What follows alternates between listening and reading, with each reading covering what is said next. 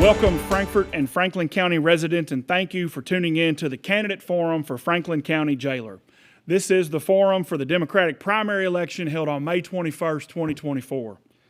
This is a special election due to a vacancy in office, and the office will be back on the ballot again in 2026 for a full 4-year term.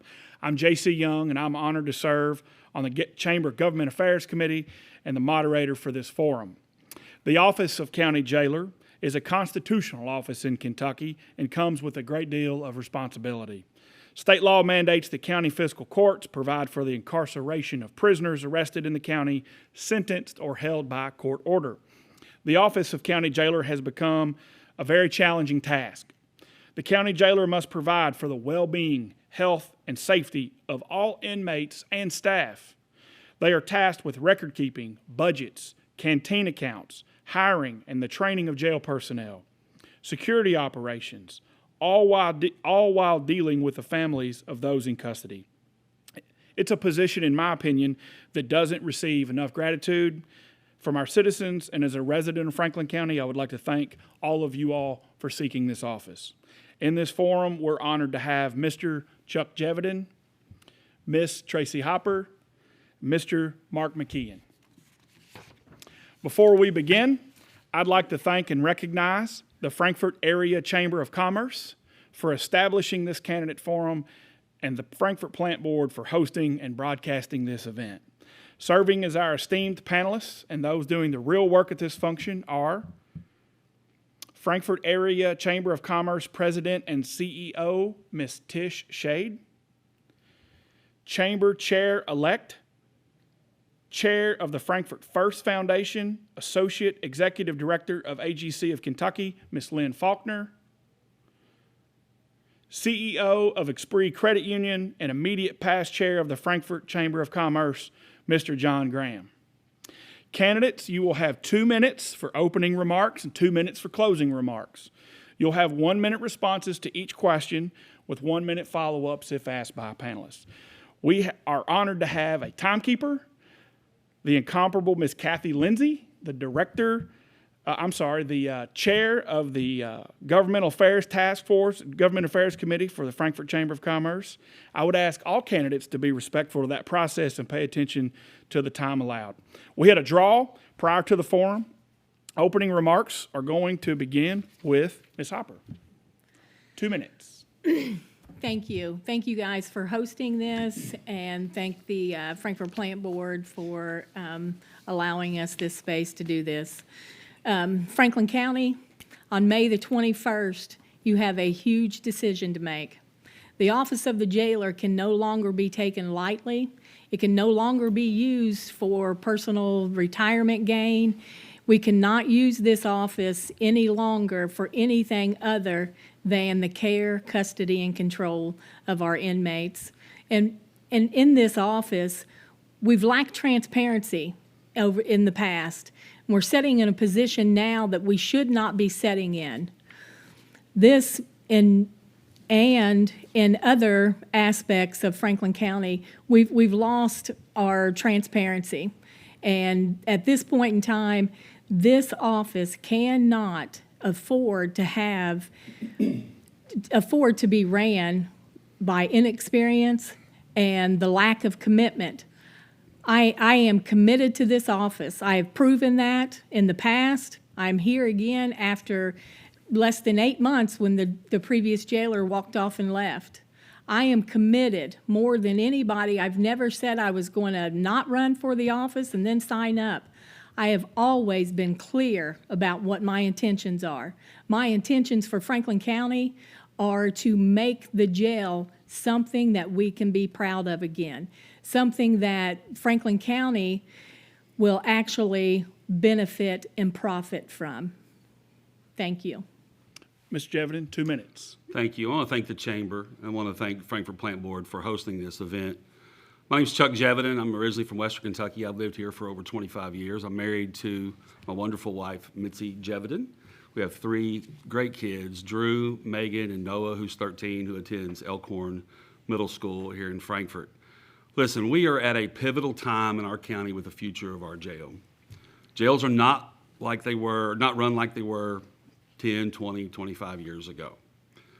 And Chris Quire and his staff, our sheriff and his staff, have done a fabulous job the last 7 months getting our jail back on track with significant progress. But it's time we need a jailer that is going to be familiar with the latest technology, the reentry programs, the resources in the network to move our jail into the future. I believe I am that candidate to accomplish that and build on what Sheriff Quire and his staff have done. You know, with my numerous years of law enforcement experience, I've got over 25 years of experience when it comes to law enforcement. I've worked with all 4 sheriffs here, been sworn with all 4 sheriffs. I'm still sworn with Sheriff Quire. And then my public administration time with the state as an executive director, managing over 100 employees as well as a multi-million-dollar budget. And then the last 12 years, I work in the corrections industry. I'm in jails and correctional facilities on a daily or weekly basis, 2 and 3 times a week. I see what works. I see what doesn't work. I can walk in on day one and lead this facility and make sure we have the proper reentry programs for our inmates, the proper training for our staff, and make sure they have the resources they need to do their job. And I'll always be mindful of the taxpayers' dollars. Thank you very much. Mr. McKeehan, 2 minutes. Alrighty, I want to thank the Plant Board and Chamber of Commerce for having me here today. My name is Mark McKeehan. I was raised in Franklin County. Me and my wife have 3 kids and 3 grandkids. I have worked over 25 years in corrections for the Kentucky Department of Corrections, the Franklin County Regional Jail, and the Shelby County Detention Center. I have done every job there is to do in the jail. I retired as a captain and then came back at the request of then jailer Rick Rogers. And then a few years ago, I was recruited by Sheriff Chris Quire and went to work for Sheriff's Department, where I've been for the last 2 years. At this time, the jail was in a crisis due to years of heavy turnover. It has led to critical understaffing and a lack of experienced leadership at the jail. This has created a dangerous environment for the visitors, the staff, the inmates, and the community. I feel an obligation to come back and build upon the work that Sheriff Chris Quire has done and build the jail back to a better place where the people of the Franklin County deserve it to be. Thank you. Thank you all for your opening statements. Our first question comes from Ms. Shade, and that's going to be directed to you, Mr. Geveden. You'll have 1 minute for response. What programming would you suggest implementing at the jail to provide education and training and impact recidivism? Great question. You know, reentry programs are very important. We are going to be should be starting a SAP program, substance abuse program, in July with Department of Corrections. That's going to be a great program. They're planning on housing of up to 80 females here. But we want to go beyond that. We want to have mental health programs. We want to have programs where we can get inmates certified. And I see this in other facilities. I know what can be done. We can get inmates certified where once they walk out, they can actually have job placement ready to go. Another program that I want to start, and I mentioned this on my one-on-one with the plant board, is the war on trash. Putting up signs around town, seeing all the trash around on the roads. We're gonna, with the proper staffing, we're gonna make sure we pick up trash along the roadways and make Frankfort the beautiful town that it is, with all the tens of thousands of people who come in on a regular basis. I have a second piece to this, please. Yes, ma'am. So how do you include to work with local and state government officials, KSU, Bluegrass Community and Technical Schools to address these issues? 1 Great. minute. Sorry, is that for me? 1 minute. Thank you. So to follow up with that, there are some partnerships that you can do with the vocational school, with the vocational system, and KSU. KSU has a great program when it comes to financial responsibility. And I've already spoken with some of the folks at KSU, and they have agreed to come in and teach how to manage your budget. Again, I mentioned the vocational. There are programs where we can get inmates certified to be a welder. And then once they get out, they already have that training and can have job placement. So I'm going to have a job fair for those inmates that are about to get out. We work with them on being certified as serve safe when they're in the kitchen, so when they get out and then go straight to work in a restaurant. Those are the type of programs I want to have, along with making sure we do mental health as well as substance abuse programs. Ms. Hopper, this is going to be for you from Ms. Shade. Ms. Shade, would you repeat the first part, please? Absolutely. What programming would you suggest implementing at the jail to provide education and training? We need to continue with the Thornhill Learning Center for our GED programs. We need to build that program stronger than what it is now. There's a test that the inmates take before they start their GED program, and this allows them to see where they're at. I'm currently working in education right now with Franklin County Public Schools. I have 4 teachers that are ready to sign on, and on a mostly voluntary basis. 2 of them vocational school teachers, and 2 of them are regular education teacher, and 1 special education teacher. These are the types of things that educationally that we can help. 78% of inmates incarcerated right now have less than a GED education. And in order to put them back out in the community, we need to get them educated. They can leave the Franklin County Regional Jail with a GED diploma, GED certificate in their hand. And the second part of the question is, how do you include working with the local state governments, KSU, Bluegrass Community and Technical Schools to address these? Sorry, that time of year in Kentucky. So through Bluegrass Community Technical Agencies, they provide a program that the inmates can actually sign on. They can sign up for these classes. There are vocational classes that are offered to the inmates through Kentucky State University, through the Ag Department. Agriculture has a lot of money right now that they are granting out to individuals, and nothing states that the inmates at the Franklin County Regional Jail would not be eligible for these types of educational programs. So through Kentucky State University, their Ag Department, through Bluegrass Community and Technical College, through the Anderson campus and the Fayette County campus, both of those have a business type of classes that are available online that they can receive at the Franklin County Jail. Mr. McKeehan, I'll have Ms. Shade repeat the first question for you. You'll have 1 minute. What programming would you suggest implementing at the jail to provide education and training to impact recidivism? Well, the Thornhill Learning Center does a great job with teaching the GED. They have a high percentage of passing rate for the inmates. And also, it would be to work with nonprofit programs like the one of Joyce Robinson to get with the inmates, to get them like Alcohol Anonymous and other classes like that. And I've also been speaking with other jailers in surrounding counties. We also need to start something to where if they start a program in the jail and get released, that program will transition with them to where they can keep going on the program on the outside. Now, the state inmates are structured. They have these possibilities, but the county inmates do not. And that would be a program to set up to help them. And the second part of the question is, how would you work with the city or the county or KSU or BTC? Yes. When I worked there for the jail as the Class D coordinator, we had like different state entities that used state inmates to where they could teach them a object, like teach them how to drive a forklift, get them certified. We had another one where they could get certified in carpentry, and then they would go out and teach like senior citizens. They go over and they teach them how to cook. So there's different programs that they can go out into to learn to cook, or, you know, like carpentry or something else to learn a better trade once they do get out. Excellent. Our next question comes from Ms. Faulkner. We're going to start with you, Ms. Hopper, and you'll have 1 minute. How would you ensure that the mental health programs are adequate at the jail? So Currently on our fiscal court, we have one of our fiscal court our members, the magistrate, works very closely with the mental health. So being transparent and open with our fiscal court, us working together, that is really important. The medical contract that we have now, they actually have mental health built into that.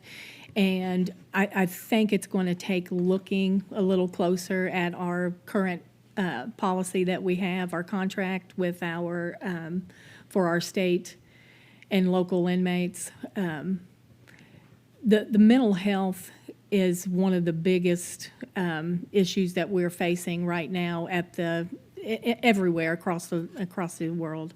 But that is one of the biggest things, and I think we need to continue on looking at our medical contract to make sure that mental health is out in the forefront. Mr. McKeehan, 1 minute.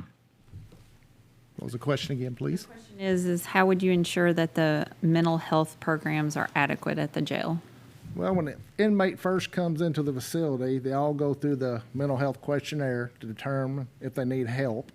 Plus, the medical contract there provides for mental health services, which I believe that it's through the video, but they need to have somebody start coming in, actually talking to them face to face, because I believe once you're talking to them face to face, you can get a better idea of their needs and what the inmate actually needs to get them going forward and get them straightened out. Mr. Geveden, 1 minute. Mental health is actually, it's become more evident that a lot of the inmates are dealing with mental health issues. So we're going to start with training with our staff when those inmates are booked, make sure they know how to properly deal with the subject to make sure that we don't cause any triggers to cause any other issues.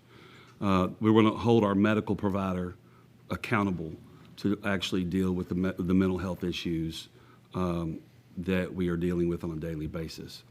There's a group out there called Voices of Hope, and it's ran by University of Kentucky. It is a free service, and I've seen it in several other facilities across Kentucky. It's a wonderful program where they actually provide 2 social workers in each of the facilities that they're contracted with. Doesn't cost the county a dime. And they provide these social workers, and they work with these inmates, and they make sure that they have the mental health treatment access that they need. They also help make sure that when they transition out, they have the resources that they need when they get out. So that's one of the things that I'll work on, is working with Voices of Hope. Our next question comes from Mr. Graham, and that's going to be directed to you, Mr. McKeehan. You'll have 1 minute. What are your thoughts on the privatization of prisons? Privatization of prisons, to a point, for some people it works good, but in the end, in the long run, it would actually cost the state more money to house inmates, because if they were privatized, then the company that takes over them would be able to set the contract and be able to raise the prices as they see fit. So in the end, you could come out spending in the end twice what you were actually spending to begin before it went private. I think at one time they had looked at doing that and then decided not to. Ms. Geveden, 1 minute. The problem with private prisons is the cost. It's going to cost the taxpayers a lot of money because they are for profit. And so it's going to cost the taxpayers a lot more money to try to house somebody, to contract to house those individuals. And then all the services that they have, they're going to want to charge more for those. When you have a government-run facility, you're going to make sure the taxpayers are holding you accountable for how you run that facility and what programs that you can implement there. You have a lot more resources that way. There's some things that they can maybe be able to get better services with in the private facility, but for the most part, I'm not a fan of the private prisons because they're in it for the bottom dollar and not so much what the outcome. We want to make sure that these inmates, when they get released, are ready to go and they're going to be successful when they get out. And I'm not sure if those private prisons are that's in their best interests. Ms. Hopper, 1 minute. Would you repeat the question? Sir? Sure. What are your thoughts on the privatization of prisons? In the past, privatizing prisons has been a huge mistake. This is because these officers that are working in there, if that's, I'm not even sure what they're called, they're not properly trained. It's been more of a liability. Year after year, these prisons would close because they are for profit. Lawsuit after lawsuit for these individuals. It is, privatizing a prison is not a good idea. Unfortunately, things that happen in these privatized prisons are criminal acts against the inmates, and I would never be for that. Okay. We are going to start with you, Ms. Shade, and Ms. Hopper, we're going to start with you, kind of working our way down with who begins this series of questions. You'll have 1 minute for response. We've all heard on TV and seen that there are problems with drugs in the jails. So what would your policy be for dealing with the contraband that comes in? That would be the same as it's always been. If you bring contraband into the facility, you will be charged accordingly. Not everything needs to be an indictment. Not everything needs to, add time to your prison sentence. Again, according to what it is. If it's tobacco, if you bring tobacco into a facility, that's contraband. If you're bringing tobacco into inmates, that's contraband. So if they come in and you've already told them, if you have a vape or whatever, that you need to give that up or you'll be charged. So contraband is just that, and it will be dealt with accordingly depending on what the severity of the contraband brought in would be. There's unless you ask me specifically, if someone brought drugs and drugs into the facility, that's something that, they will be charged within the walls of the Franklin County Regional Jail. These officers are sworn peace officers. Mr. McKeehan, 1 minute. What's the question again, please? What would your policy be dealing with the contraband that comes in? Well, the then jailer Rick Rogers got in a body scanner, which really helps with catching anything coming in the facility. The problem is here lately is they are understaffed and nobody has been properly trained to run it, and that's how the drugs have been getting into the facility. Another thing to start is a box in the Sally Port lock box that a lot of places have. It's like a last chance. If you have it on you, put it in here, nothing will be said, and go into the facility. After that point, if you walk in and you still have it on you, then you will be charged accordingly for the contraband you have. Ms. Geveden, 1 minute. So my policy is the law is the law. So if you promote contraband, doesn't matter if it's tobacco or it's some type of narcotic, you will be charged appropriately. That's what the law says. So we are going to hold the inmates accountable for their actions, and I agree with Mark. You have a last chance, you can get rid of it, but once you enter that door, if you have contraband, you will be charged appropriately with what the law says. The body scanner is a great tool. That's something we didn't have, 15, 20 years ago to be able to fight the war on drugs inside the facility. We want to make sure the staff is properly trained, and that's one of the things I'll be doing after I take office if I win, is make sure the staff is properly trained on that body scanner and know how to read those x-rays. Are we going to catch everything? No. But we can get 95, 98% of it. They have great success rates. So we are going to, my policy is that we will charge you if you bring contraband into the facility. Our next question comes from Ms. Faulkner, and that's going to start with you, Mr. McKeehan. You'll have 1 minute. What characteristics are necessary to What characteristics are necessary to pose in order to be effective in the jailer position? I completely butchered that. Let me try it again. What characteristics are necessary to possess in order to be an effective jailer? I believe you need experience as a jailer. Somebody that's actually worked inside a jail, worked all the duties inside the jail, and knows how the jail runs to properly be able to be an effective jailer and be able to do the job. You have to be experienced. Okay. Mr. Geveden, 1 minute. So you have to be a proven leader. And I think my background shows that. I'm a proven leader with the experience. And it's not just about the experience of just working inside of a jail. It's the experience of working with jails, working in law enforcement. I'm a graduate of Department of Criminal Justice Training, which is the police academy at Eastern Kentucky University. So you need somebody that has the leadership skills to be able to run the facility, manage budgets that are tens of millions of dollars, which I've done. The budget here is going to be, looks like it's going to be around 7 million total. And then to be able to work with employees and manage employees. That's something I did in state government, managed over 100 employees. So I think you need to have somebody that's a proven leader, has the professional experience to be able to run the facility and work with our local elected officials and also the nonprofits in the community as well. Ms. Hopper, 1 minute. Could you repeat these questions, sir? Possibly, we'll see. Sorry. What characteristics are necessary to possess in order to be an effective jailer? Commitment, integrity, ethics, doing the right thing even if nobody's looking. Show up, boots on the ground, be at that jail, not planning your next boating trip, but be there. Be there for the employees, be there for the community. If you sign up or you paid your money to run for this office, be committed to this office. Don't be committed to anything else except for this office.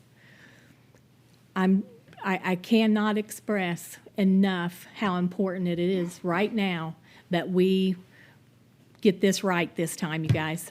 And Franklin County, ethics and commitment is the biggest things. I have been committed to this since day one. And when I worked there, I was committed and ethical when I worked there. Our next question comes from Mr. Graham. We're going to start with you, Mr. Geveden, work our way back down. You'll have 1 minute to respond. Mr. Geveden, what steps would you take to ensure that the jail is adequately staffed and that the staff is properly trained? So the Department of Corrections mandates, I think it's like 24 hours a year for the staff to have to maintain their employment. I'm going to go above and beyond that. So we're going to do at least 40 hours a year. We want to have a recruitment class, so at least 2 weeks to make sure the new recruits have all the proper training when they go in to work with, and then they're released on their own. There's a lot of other resources out there. I want to be able to bring in some professional trainers, Tracy Reed, Jeff Carter. These are great resources, people I know who train for CAECO and for other folks in other correctional facilities. We want to make sure we have the best training, that we go above and beyond. But above that, we want to make sure that the staff has the tools that they need in order to be successful in their position. We also want to do recruitment and go out and recruit good staff. We will make sure we don't want to lose them to other facilities, and we can work with the county fiscal court on the benefits that they can receive and hopefully keep them here. Ms. Quick follow-up, do you feel like the compensation package is competitive with the surrounding counties? So I know some of the surrounding counties are a little less now than what Franklin County is. And listen, I want to give kudos to Judge Mueller and all the magistrates, the fiscal court, for stepping up and investing into the future of the facility. It's one of the reasons I had decided I would run. At first, when I saw that there wasn't going to be much going on there as far as investment into the facility, when they stepped up, then I'm stepping up for my community, and I'm ready to lead this facility. And I believe that raising the salary to $20 for a starting pay and increasing the salaries for the rest of the staff is a great first step on being able to keep these folks here working for Franklin County. Thank you. I'm going to have Mr. Graham repeat the first part of that question for you, Ms. Hopper. What steps would you take to ensure that the jail is adequately staffed and then properly trained? You have 1 minute. Training is on the forefront. for me when we go in there. I understand that they do in-house training now. We need to look at the training from the Department of Corrections. When I worked at the jail, we would be trained off campus at University of Louisville Shelby campus. We would stay for 2 weeks there. We would come home the weekend in between. We need that type of intensive training again. This job is way too important for us not to invest in our employees. We need to look at their work schedule. We need to make sure that they're spending time with their family. This is a high-stress job. They have to be spending time with their family. I worked a schedule years ago that actually worked. Employees were getting off 4 days in a month, in consecutive 4 days, and they were able to spend time with their families during this time, make medical appointments. This is a doable schedule. I've ran this schedule before. I've done that before. So as far as, you have to make sure that your staff is trained and happy and has their days off. My follow-up question is, is the compensation package for our staff competitive with the surrounding counties? Absolutely it is. Absolutely it is. Fiscal court and Sheriff Choir's done a fine job bringing the salary up to where it needs to be. Health insurance, I'm not sure that's, what that looks like right now for the staff. But absolutely, I feel like that we are competitive at this time to where we could hold a job fair at KSU and tell them, we have a competitive rate. I think we're right there with Fayette and Jefferson County, which are both, non-jailer jails. But I think we are competitive, with some of the bigger places. Okay, Mr. McKeehan, we're gonna go to you. I'll have Mr. Graham repeat the first part of his question. What steps would you take to ensure that the jail is adequately staffed and that the staff is properly trained? We need a strong recruitment. We need to try to get some people back that are experienced to help. And I know when I worked there, we had 2 full-time training officers, plus we had one on each shift that once they had did their initial training, they went to their shift and went to that other officer who trained them for at least another 2 weeks. So they've got at least a month worth of training before they were ever let out on their own. Excuse me, do you feel like the compensation package is competitive with the surrounding counties? I believe it's good, but it's not great because Chick-fil-A starts out at $19 an hour and the jail starts out at $20. That's $1 an hour difference. And I think it could be better. I think there needs to be some type of incentive. Like I've been working on a policy for longevity pay, which I know other counties have. The longer you stay, an incentive you get, like like you're there a year, you might get 16 hours of vacation time and a $250 bonus and so on the longer you stay. I think we need something like that because we have nothing else to compete with. There's no hazardous duty anymore, or anything else, and that's all people think about now is how much money they can make. Okay, we're going to start back with you, Ms. Shade, and this question is going to be directed to you, Mr. McKeehan. You'll have 1 minute to respond. Okay. How would you maintain the safety of staff while working in a potentially dangerous environment? You need to be constantly training all the time. But that's what the problem is now, is where they're understaffed and inexperienced is why they have all the problems at the jail right now. It's constantly, you need to be training all the time. That way you get the people experienced that know how to deal with the situations while they're at work. Mr. Geveden, 1 minute. So when it comes to the making sure that they're properly trained, again, training is, let me just say this. You think training is expensive? Try ignorance. Because if you are not properly trained and know how to handle a situation, then next comes the lawsuits. So we are going to make sure training is one of my top priorities.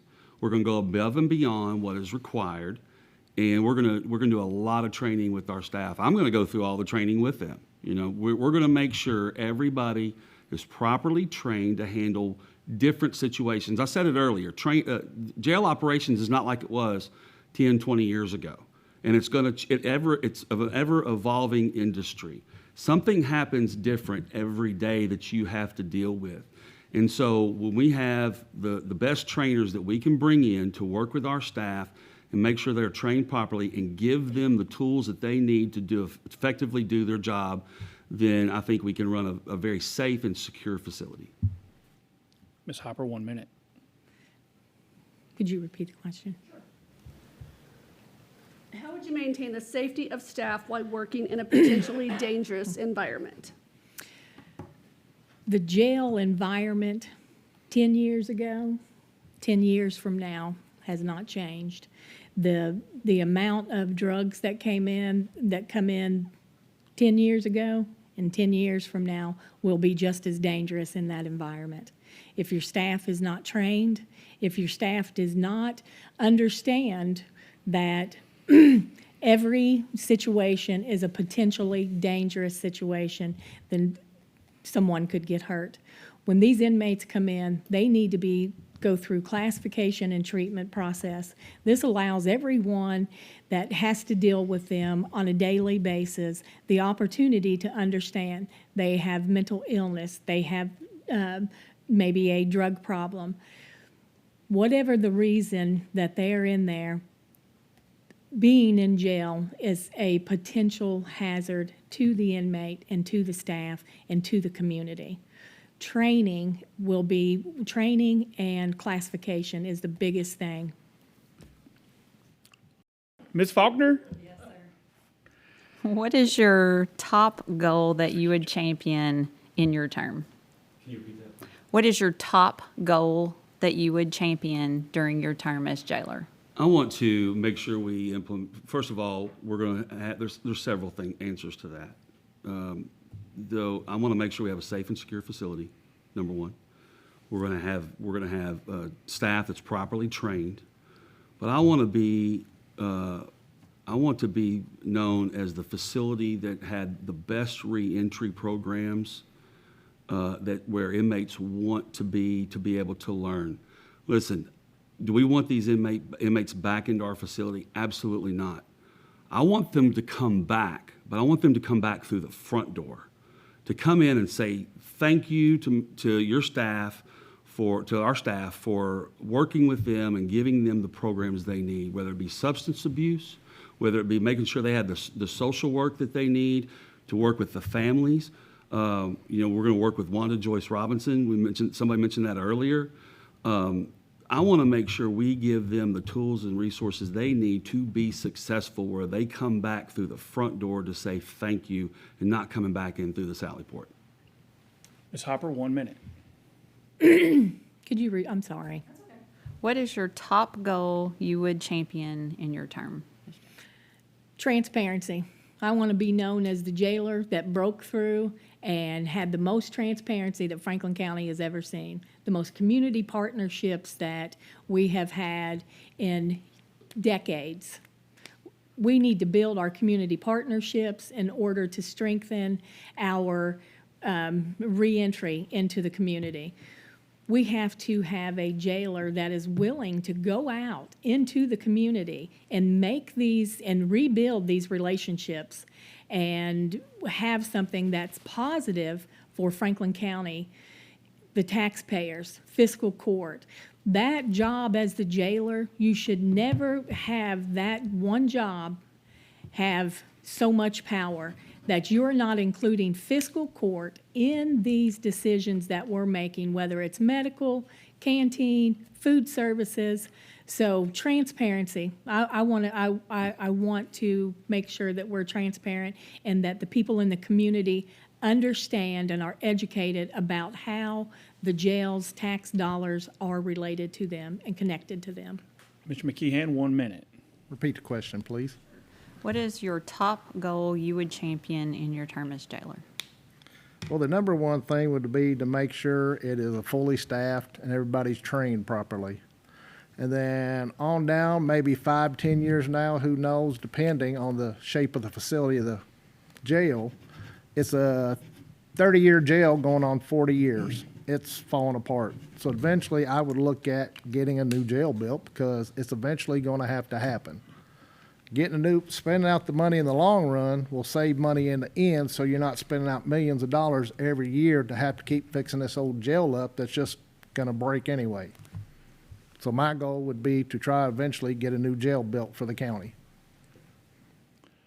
We have unfortunately reached our time for our forum, and we have to move on to closing remarks. We had a draw before the forum began. Mr. McKeehan, we're going to start with you. You'll have 2 minutes for closing remarks. All right. My name is Mark McKeehan. I am not a politician. I have spent my adult life working in corrections. I know how a jail is supposed to be run. I'm the only candidate with over a decade of experience. In fact, I have over 25 years of experience in corrections, and I'm the only candidate who has worked inside of a jail in the last 2 decades. Judge Mueller has suggested that the Sheriff's Department stay on after the next jailer is elected to train them. The Sheriff's Department needs to get back to protecting the citizens of this county, not running the jail like they have been. I'm the only candidate who's ready to lead on day one. I'm the only candidate with experience and proven leadership ability to take the jail back up to where it needs to be. I humbly ask for your vote, and my commitment to you is I will work hard every day and rebuild the jail back to where it needs to be. And I will not leave until that job is done and completed. I want to thank you for your time, and I humbly ask for your vote. Thank you. Mr. Geveden, 2 minutes, closing remarks. Thank you to the Chamber and to the Frankfort Plant Board for hosting our forum today. Like I said this in my opening remarks, we're at a pivotal time with our jail here in Franklin County. And it's time that we have somebody that's got the leadership experience and the professionalism to go in on day one and be able to lead this jail and move it forward. I submit to you that I have that. With my law enforcement background, with my public administration background, managing employees and managing tens of millions of dollars of budget, in the last 12 years, I'm in correctional facilities on a weekly basis. I see what programs work and what do not work. So I can actually make this facility a successful facility that we can be proud of. Listen, you see me in your community. On the worship team at Capital City Christian Church. I'm chair of our Ducks Unlimited committee here. I'm still a sworn deputy and help out the sheriff's office at special events. I'm committed to our community. I'm committed to this job. And I will stay at this job as long as the voters will have me. I will be there on a regular basis, a daily basis, making sure staff are properly trained, making sure they have the resources that they need to do their job properly. I will also make sure that we are mindful of your taxpayer dollars. You will see inmates out picking up trash with the war on trash. And then lastly, I just want to ask for your vote. Again, this is a pivotal time. You have a big decision to make. And think about who is best to lead us forward. Again, jail operations aren't like they were in the past. It's always changing. It's always evolving. We have to stay up to date on our technology and be ready to take on the next challenge. Again, I ask for your vote in the May primary. Ms. Hopper, closing statements, 2 minutes. Thank you. In the past 10, 20, 30 years, jail operations are just what they are: care, custody, and control of the inmates. Law enforcement background is not what it needs to run a jail facility. It is not what it needs to run a correctional facility. Our last 2 jailers ran their platform on law enforcement. The first one left, one of them left, the next one left, didn't finish his term. That's not what works. Real jail experience is what's going to work for us, Franklin County. Commitment. I've been committed. Ever since I signed up for this, I have been committed to Franklin County. I sat here and told you the last time I ran that we would be back here before the end of this term, and here we sit in an unexpired term. Technology, yes, there is no amount of technology that will replace commitment to our community relationships, and showing up at the jail. There is no amount of technology that's going to solve these problems. And if you have the solution to these problems, don't hold on to them. We have people suffering in this county, in this state, and then the United States. Don't hold on to these answers until you're elected jailer. If you have the solution, please, please let us know. People are suffering, families are suffering. We need someone that's going to show up at that jail, someone that is ready. I am ready. On day one, I am ready to show up and be your next Franklin County jailer. I will not be waiting to plan my next 3-day, 4-day weekend. The job of the jailer is a full-time commitment. It is not to come in and sign the bills monthly and then leave. You have to be committed to this. You have to be committed to the staff, you have to be committed to the community, and to the inmates and the people that do business with us. On May the 21st, please vote Tracy Hopper for Franklin County Jailer. As we close, I would like to personally thank you all for seeking this office. You've put your name on the ballot, spent your own time and money, skipped out on family events only to serve your community, and I want you to know that it's appreciated. You've done a great job in this forum, and I wish you all the best in this election. There have been some election law changes statewide in the last several years, and now there are multiple ways to vote and to cast your ballot in this election, a few of which include mail-in absentee ballots, in-person early voting before Election Day, May 16, 17, 18, 2024, and in-person Election Day voting, May 21st, 2024. If you don't know where or how to vote, please call the Franklin County Clerk's office at 502-875-8702 or check out their website. It's loaded with current election information.